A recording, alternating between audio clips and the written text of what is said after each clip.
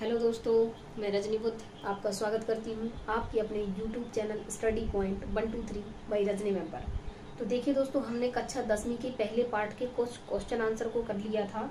आज हमें जो बीच में दिए गए प्रश्न होते हैं जिन्हें प्रयास कीजिए बोला जाता है, तो उसमें से कुछ क्वेश्चन बचे हैं जिन्हें हम आज कंप्लीट करेंगे।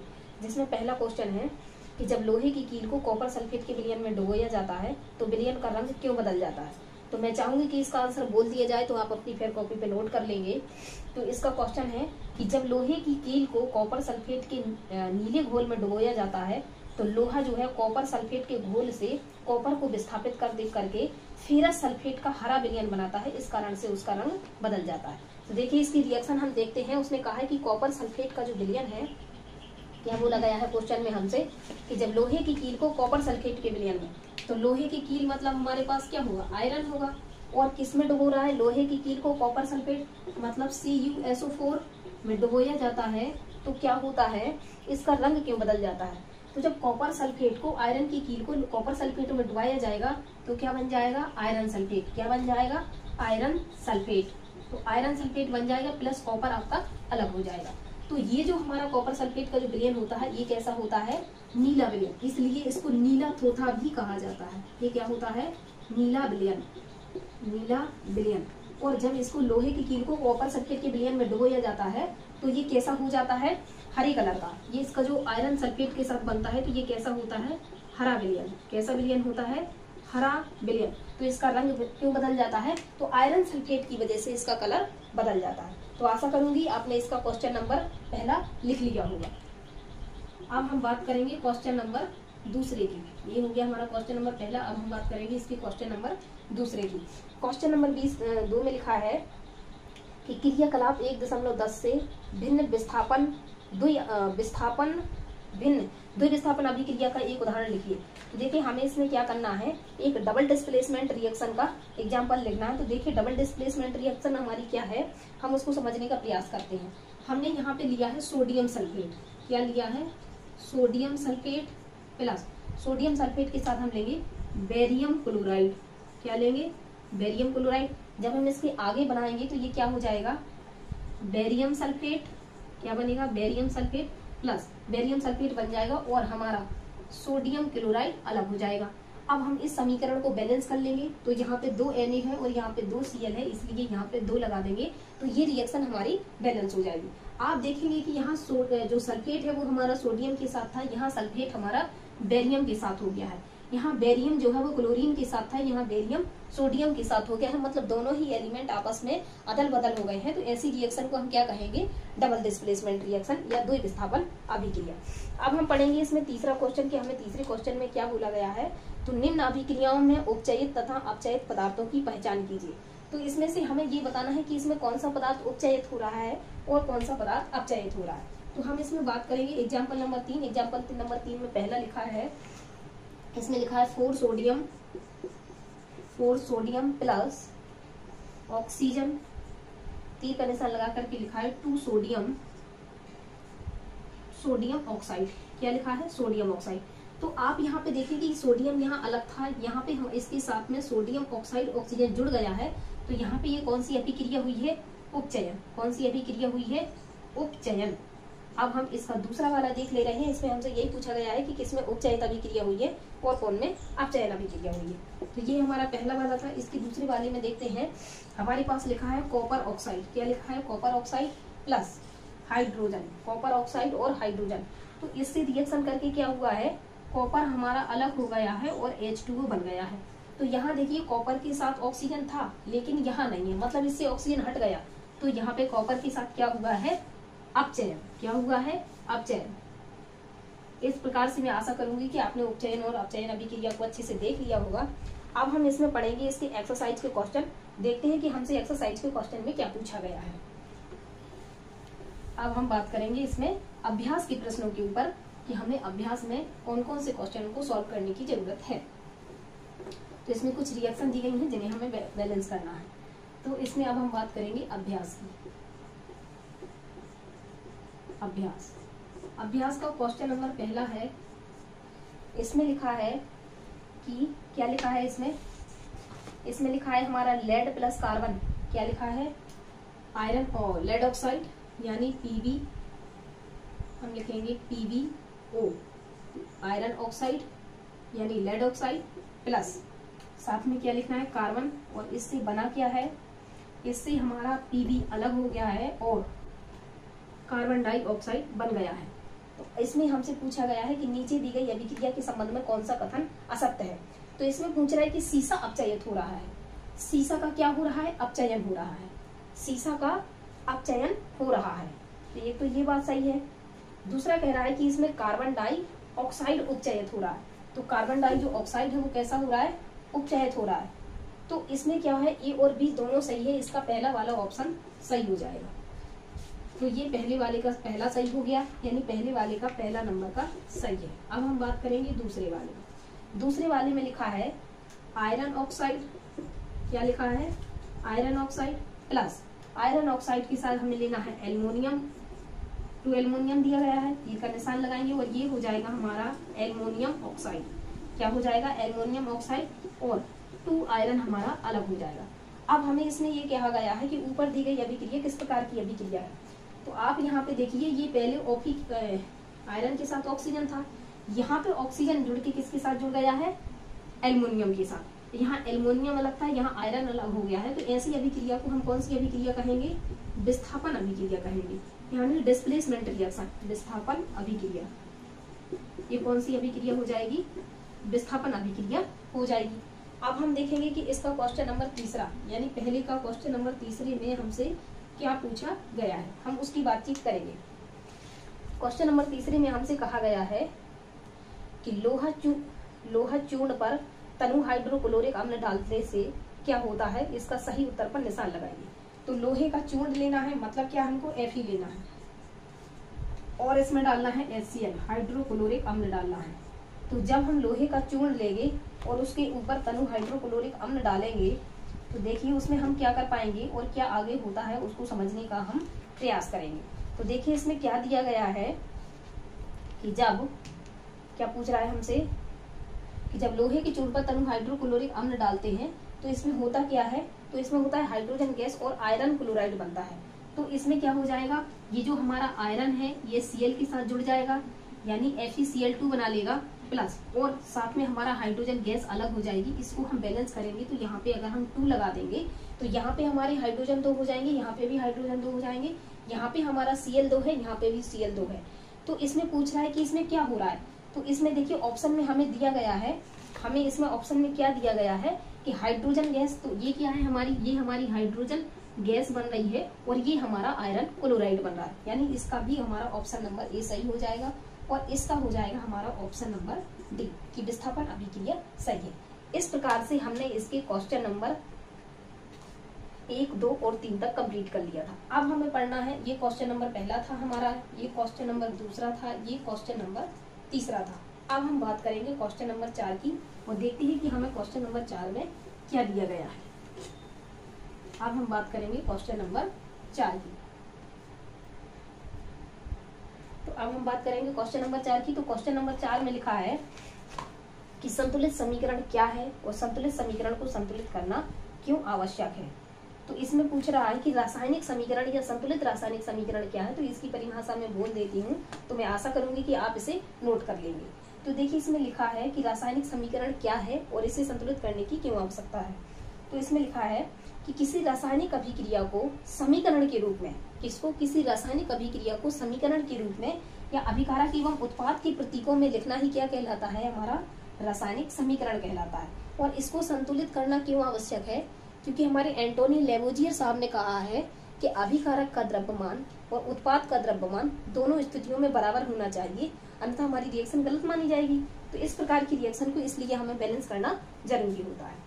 तो जैसे हम यहाँ पे एक रिएक्शन ले रहे हैं, इसका उदाहरण समझाने की कोशिश करूंगी, तो आप उदाहरण समझिए। हमने उदाहरण में लिया है सोडियम हाइड्रोक्साइड, क्या लिया है, सोडियम हाइड्रोक्साइड प्लस इसमें हम क्या मिला रहे हैं, HCl यानी हाइड्रोक्लोरिक अम्ल।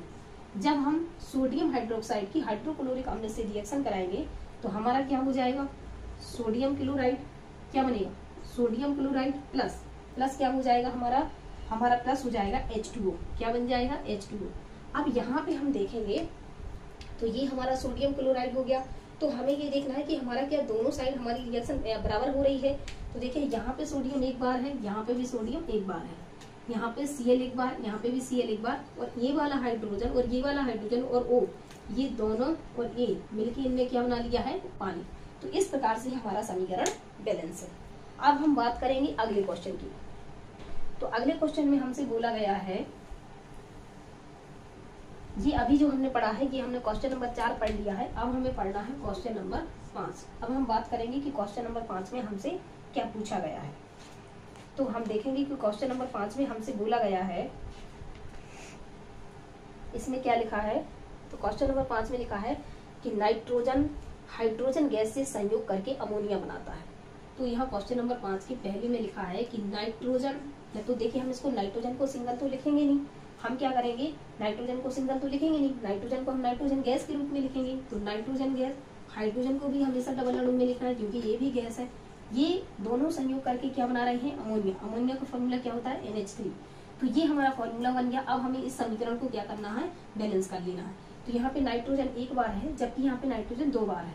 तो इसको 2 बनाने के लिए यहाँ पे 2 लगाया, जैसे यहाँ पे 2 लगाया तो हमारा हाइड्रोजन कितनी बार हो गया है, 3 बार। 3 दूनी 6, तो यहाँ पे 3 लगा देंगे तो हमारा हाइड्रोजन भी 3 बार हो जाएगा। इसलिए हमने इसके पहले क्वेश्चन को सॉल्व कर लिया है। अब हम बात करेंगे इसके क्वेश्चन नंबर बी की। क्वेश्चन नंबर बी में लिखा है कि हाइड्रोजन सल्फाइड गैस वायु में दहन होने पर जल एवं सल्फर डाइऑक्साइड बनाता है। कौन सा, हमसे पूछ रहा गया हाइड्रोजन सल्फाइड गैस। तो हाइड्रोजन सल्फाइड का फॉर्मूला क्या हो जाएगा, H2S प्लस, किसमें, वायु में।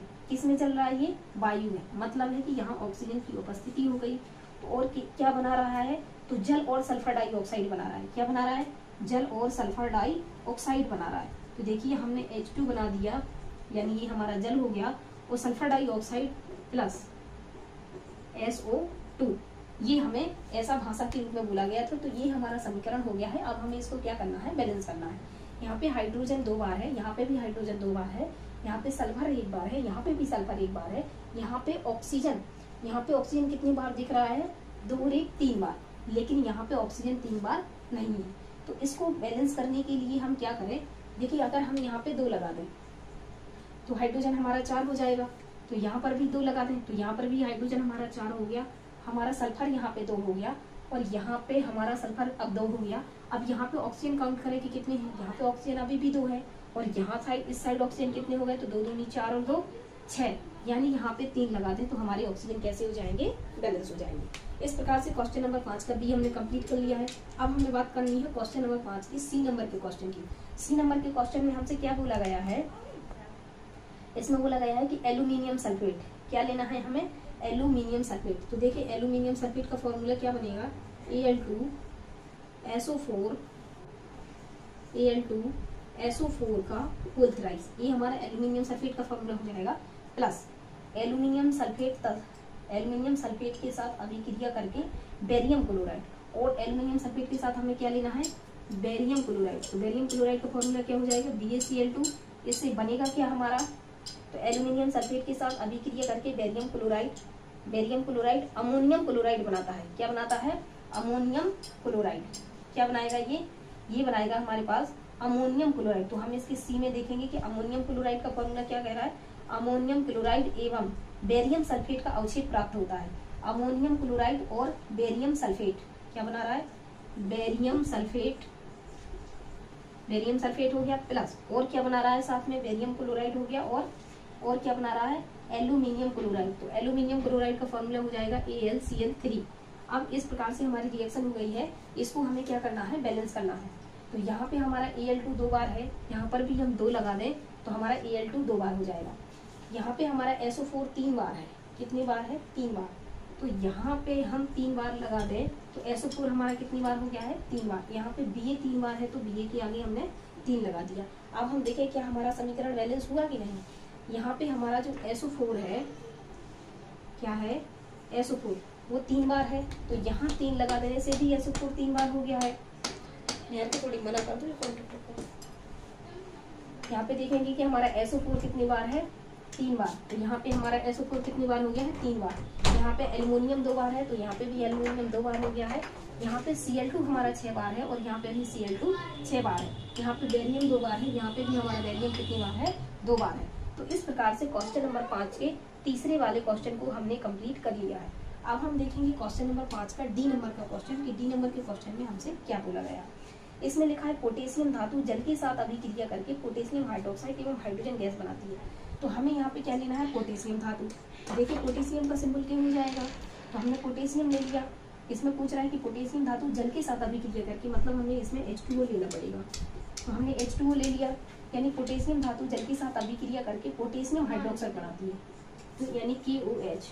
ये क्या हो जाएगा, पोटेशियम हाइड्रोक्साइड एवं हाइड्रोजन गैस। तो ये हमारी हाइड्रोजन गैस अलग हो गई है। अब हमें क्या करना है, इसको बैलेंस करना है। तो यहाँ पे इस साइड देखिए बिल्कुल स्पष्ट तौर से हमें यहाँ पे हाइड्रोजन की संख्या 3 दिख रही है, यहाँ पे हाइड्रोजन की संख्या 2 है। तो यहाँ पर अगर हम 2 लगा दें तो दोनों साइड हमारे हाइड्रोजन कैसे हो जाएंगे, 4। तो यहाँ पर भी हम 2 लगा लें और यहाँ पे 2 लगा दें। तो यहाँ पे 2 लगाने से हमारे जो पोटेशियम है वो कितने हो गए हैं, 2। और यहाँ पे भी पोटेशियम की संख्या कितनी हो गई, 2। यहाँ पे ऑक्सीजन की संख्या कितनी है, 2। और यहाँ पे भी ऑक्सीजन की संख्या कितनी है, 2। यहाँ पे हाइड्रोजन की संख्या कितनी है, 2। और यहाँ पे हाइड्रोजन की संख्या कितनी हो गई है, 4। तो यहाँ पर भी अगर हम 2 नहीं, देखिए हमने क्वेश्चन नंबर 5 को कंप्लीट कर लिया था। अब हम यहाँ पे बात करेंगे क्वेश्चन नंबर 6 की। किसकी बात, अभी हमने क्वेश्चन नंबर 5 को कंप्लीट कर लिया था। अब हम क्वेश्चन नंबर 6 में पढ़ेंगे और इसमें लिखा है निम्न रासायनिक समीकरणों को संतुलित कीजिए। इसमें लिखा है हमारा नाइट्रिक एसिड यानी HNO3, ये नाइट्रिक एसिड हो गया। इसमें और क्या मिलाया गया है, कैल्शियम हाइड्रोक्साइड, कैल्शियम हाइड्रोक्साइड। तीर का निशान लगाने के बाद बनता क्या है हमारा, इसमें बनता है कैल्शियम नाइट्रेट। क्या बना है, कैल्शियम नाइट्रेट। तो ये हमारा कैल्शियम नाइट्रेट हो गया और साथ में बना है H2O। इस समीकरण को हमें बैलेंस करना है। तो यहाँ पे देखिए स्पष्ट रूप से हमें नाइट्रेट यहाँ पे 2 बार दिख रहा है, जबकि यहाँ पे जो नाइट्रेट है HNO3, क्या लिखा है, HNO3, यहाँ पे नाइट्रेट हमें 1 बार दिख रहा है। तो यहाँ पे अगर हम 2 लगा दें तो यहाँ पे ये जो NO3 है और यहाँ पे NO3 है, दोनों बार 2-2 बार हो जाएगा। यहाँ पे कैल्शियम 1 बार दिख रहा है, यहाँ पे भी कैल्शियम 1 बार है। अब यहाँ पे बन रहा है H2O। तो यहाँ पे देखिए क्या हो रहा है, यहाँ पे H2O तो बन रहा है, लेकिन इसमें एक H जो है वो एक्स्ट्रा जा रहा है। यानी यहाँ पे H की हाइड्रोजन की संख्या कितनी है, 2, और 2 यहाँ पे है, तो मिलके कितनी हो जाएगी, 4। कितनी हो जाएगी, 4। तो हम यहाँ पे अगर 2 लगा दे तो यहाँ पे ऑक्सीजन की संख्या कितनी हो गई है, 2, और यहाँ से भी ऑक्सीजन की संख्या कितनी हो गई है, 2। इस प्रकार से हमारा ये समीकरण बैलेंस हो गया है। अब हम इसमें, ये हमारा ए नंबर का समीकरण था, अब हम देखेंगे बी नंबर का समीकरण। तो बी नंबर में क्या लिखा है, sodium hydroxide plus sulphuric acid H2SO4, तीर का निशान लगाएंगे और क्या बन रहा है, सोडियम सल्फेट। क्या बन रहा है, सोडियम सल्फेट प्लस, और क्या बन रहा है, सोडियम सल्फेट के साथ H2O। तो यहाँ पे भी देखिए हमारा सल्फेट यहाँ पे 1 बार है, यहाँ पे भी सल्फेट 1 बार है, यहाँ पे सोडियम 2 बार हो गया। तो यहाँ पे फटाक से 2 लगा देंगे जिससे हमारा सोडियम बन जाएगा। अब यहाँ पे हाइड्रोजन 2 है और यहाँ पे भी 2 है, तो 2 मिलके कितने हो गए, 4। तो यहाँ पे 2 लगा देंगे तो हाइड्रोजन 2 हो जाएंगे, और यहाँ पे 2 लगे तो यहाँ पे ऑक्सीजन 2 है और यहाँ पे भी ऑक्सीजन कितनी है, 2। तो इस प्रकार से हमारा समीकरण नंबर दूसरा भी कंप्लीट हो गया है। अब हम बात करेंगे इसके सी की। तो सी नंबर में हमसे क्या बोला गया है, इसमें लिखा है सोडियम क्लोराइड यानी NaCl, sodium chloride plus silver nitrate AgNO3। क्या हो जाएगा, सिल्वर नाइट्रेट AgNO3। और इसके साथ हमें क्या मिलाना है, तो इसके साथ हमें मिलाना है सिल्वर क्लोराइड प्लस, इससे बना क्या है, सिल्वर क्लोराइड और सोडियम नाइट्रेट। तो ये है, ये बन गया। अब हम यहाँ पे देखेंगे कि हमारा NO3 1 बार है, यहाँ पे भी NO3 1 बार है, यहाँ पे सोडियम 1 बार, यहाँ पे भी सोडियम 1 बार, यहाँ पे Ag 1 बार और सिल्वर क्लोराइड, यहाँ पे भी Ag 1 बार है और यहाँ पे Cl 1 बार है, यहाँ पे भी Cl 1 बार है। मतलब ये वाला समीकरण हमारा बैलेंस है, इसमें हमें कुछ नहीं करना है। अब हम देखेंगे अगला डी नंबर का। तो डी नंबर में हमारा क्या लिखा है, बेरियम क्लोराइड यानी BaCl2 barium chloride plus sulphuric acid H2SO4, तीर का निशान लगाएंगे। और अगला लिया है बेरियम सल्फेट, बेरियम सल्फेट के साथ और क्या बनेगा, हाइड्रोक्लोरिक एसिड HCl। अब हम इसको बैलेंस करने का प्रयास करेंगे। तो यहाँ पे देखिए सल्फेट 1 बार है, यहाँ पे भी सल्फेट 1 बार, यहाँ पे बेरियम 1 बार और यहाँ पे भी बेरियम 1 बार है। यहाँ पे Cl 2 बार है और यहाँ पे H2 2 बार है, इसलिए यहाँ पे 2 लगा देंगे तो अब Cl भी यहाँ पे 2 बार हो गया और यहाँ पे भी 2 बार हो गया। इस प्रकार से हमारा क्वेश्चन नंबर 6 कंप्लीट हो गया है। अब हम पढ़ेंगे क्वेश्चन नंबर 7 और देखते हैं कि हमें क्वेश्चन नंबर 7 में क्या पूछा गया है। यानी क्वेश्चन नंबर 6 में हमें समीकरणों को संतुलित करना था, जो कि हमने कर लिया है। अब हम बात करेंगे क्वेश्चन नंबर 7 की।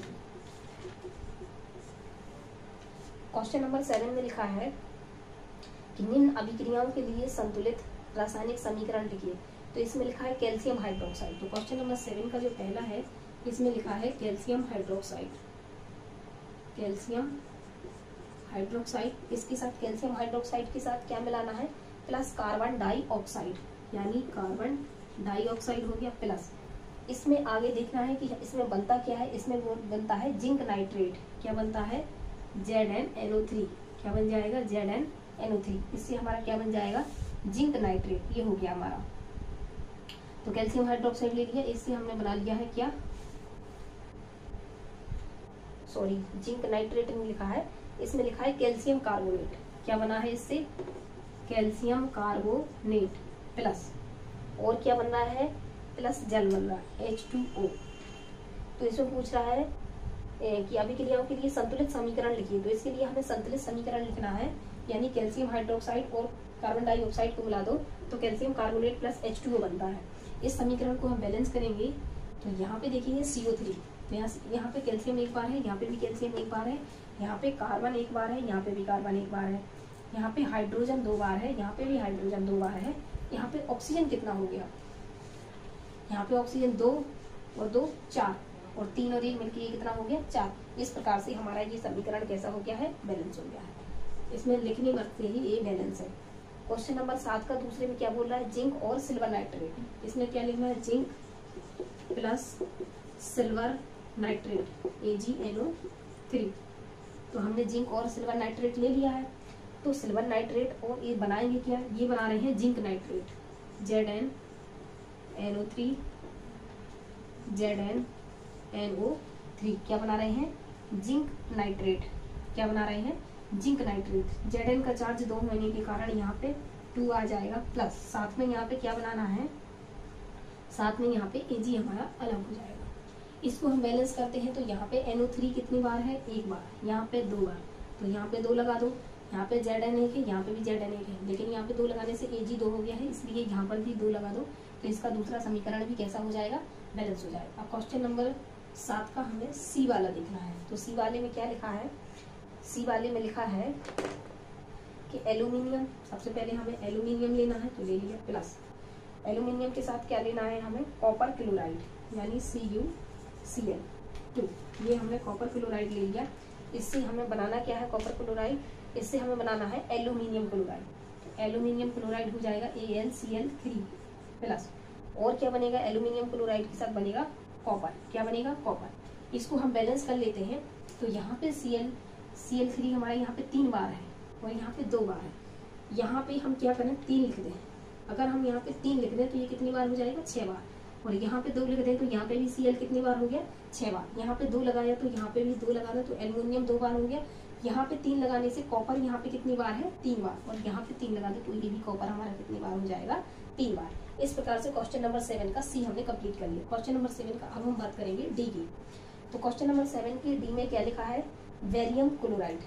क्या लिखा है, बेरियम क्लोराइड, यानी BaCl2 प्लस। बेरियम क्लोराइड के बाद हमें और क्या लिखना है, बेरियम क्लोराइड और potassium sulphate. Potassium sulphate, potassium sulphate हो गया है। पोटेशियम सल्फेट और क्या बनाना है, इसके साथ हमें बनाना है aluminium chloride, barium sulphate, sorry क्या लिखा है, barium sulphate plus. Barium sulphate बनाना है और क्या बनाना है, पोटेशियम क्लोराइड KCl। ये हो गया। अब हम इसको बैलेंस करने का प्रयास करते हैं। तो यहाँ पे देखो स्पष्ट दिख रहा है, 1 बार 2 बार Cl है, 2 बार K है, तो अगर यहाँ पे 2 लगा दें तो हमारा ये समीकरण बैलेंस हो जाएगा। इस प्रकार से क्वेश्चन नंबर 7 को हमने कंप्लीट कर लिया है।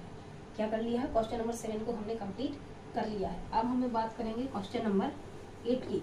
तो देखते हैं कि हमें क्वेश्चन नंबर 8 में क्या हमसे पूछा गया है और क्या हमें करना है, तो हम किस प्रकार से समीकरण और उस अभिक्रियाओं को लिखेंगे। तो अब हम बात करेंगे क्वेश्चन नंबर 8 की। क्वेश्चन नंबर 8, क्वेश्चन नंबर 8 के ई में हमसे क्या बोला गया है, इसमें बोला गया है कि निम्नलिखित अभिक्रियाओं के लिए संतुलित समीकरण लिखिए एवं प्रत्येक अभिक्रिया का प्रकार बताइए कि इसमें कौन प्रकार से अभिक्रिया हो रही है। तो पहले हमें लिखना है पोटेशियम ब्रोमाइड। क्या लिखना है हमें? Potassium bromide.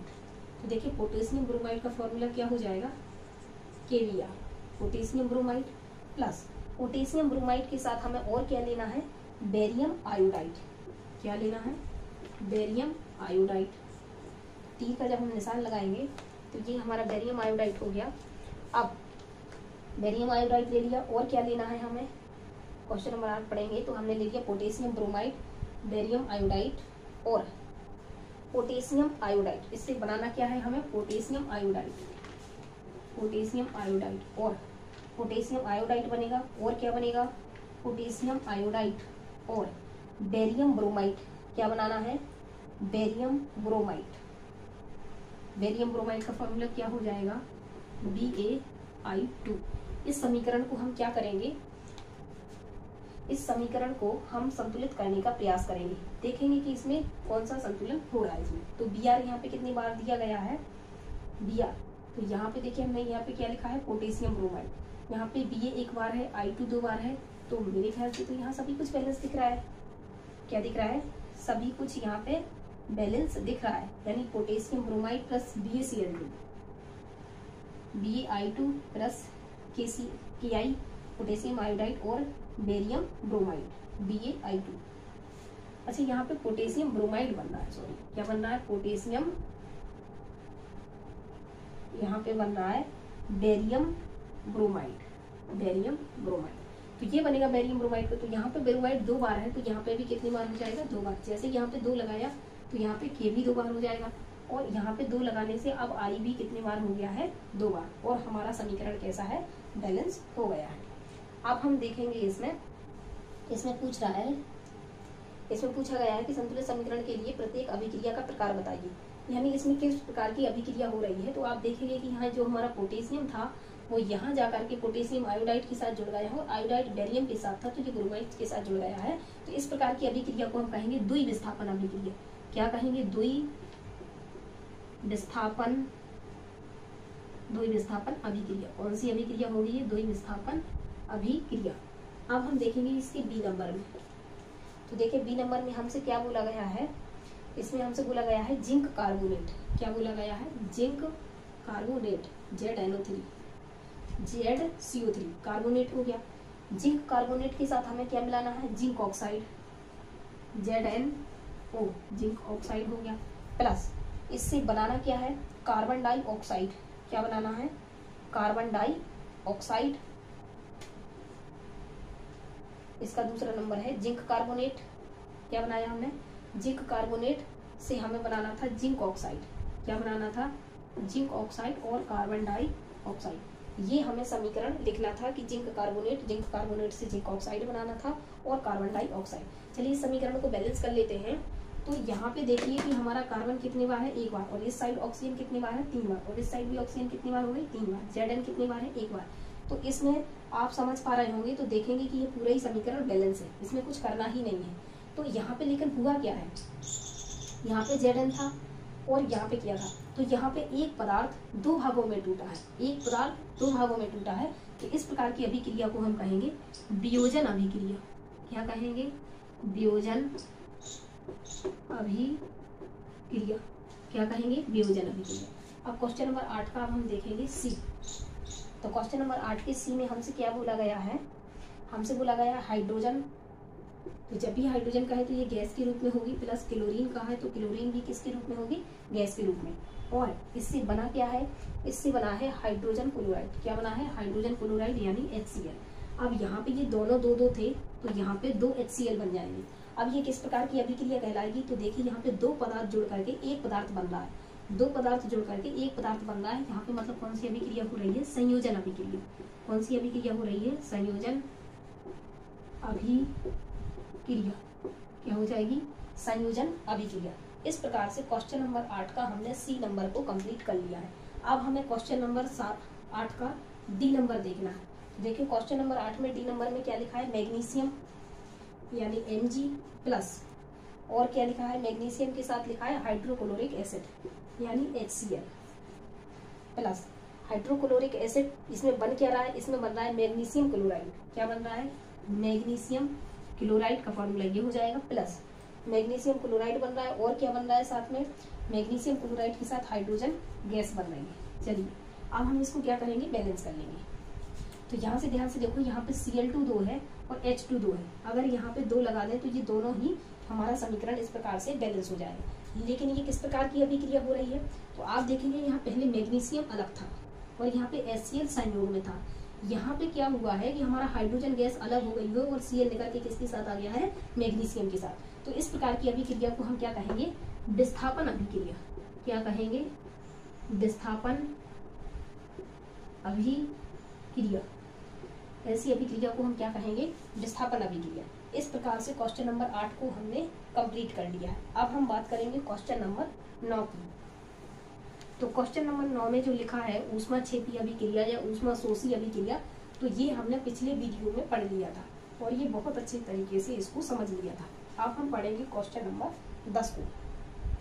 क्या लिखेंगे, अब हम पढ़ेंगे क्वेश्चन नंबर 10 को।